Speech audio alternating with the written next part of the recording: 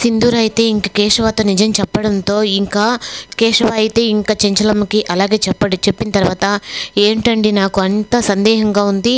మొన్నేమో విజయమ్మ కొడుకు అన్నారు, ఇప్పుడేమో నా కొడుకు అంటున్నారు, అసలు నాకేం అర్థం కావటం లేదు అని చెప్పంటే ఇంకా కేశవ అయితే ఆ సత్యవతమ్మ అయితే నీకు మొత్తం నిజం చెప్తుంది అని చెప్పి ఇంకా తన దగ్గరికి అయితే బయలుదేరుతారు.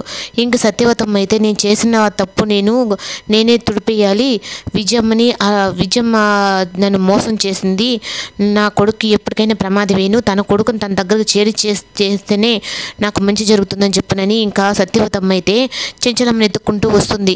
కానీ ఇంకా తను కారు డ్రైవ్ చేసుకుంటూ వస్తూ ఉంటే కారు బ్రేక్ ఫెయిల్ అయ్యి తనైతే పక్కగా తిప్పడంతో అక్కడ సత్యవతమ్మే ఉండి తననే గుద్దేస్తుంది.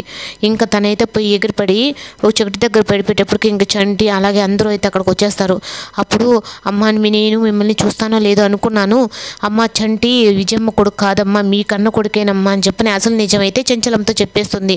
అప్పుడు నువ్వు ముందు హాస్పిటల్కి వెళ్దాం రా సత్యవతి అని చెప్పని అన్నా కానీ లేదమ్మా, నేను చేసిన తప్పుకి నాకు దేవుడు శిక్ష వేశాడు, అయ్యో చంటి మీ అమ్మ నాన్న ఈ చెంచలమ్మ ఈ కేశవ్ గారేను, వీళ్ళిద్దరేను, ఇదే నిజము, అమ్మ నాకెవరు అమ్మగా వద్దు, నాకు నువ్వే మా అమ్మవి అని చెప్పని రామ్మ హాస్పిటల్కి వెళ్దామని చెప్పని తీసుకెళ్తూ ఉంటే ఇంకా మధ్యలోనే చనిపోతుంది. ఇంకా సింధూర చంటి అయితే ఇంకెంత పిలిచినా తను పలకకుండా అలాగే చనిపోతుంది.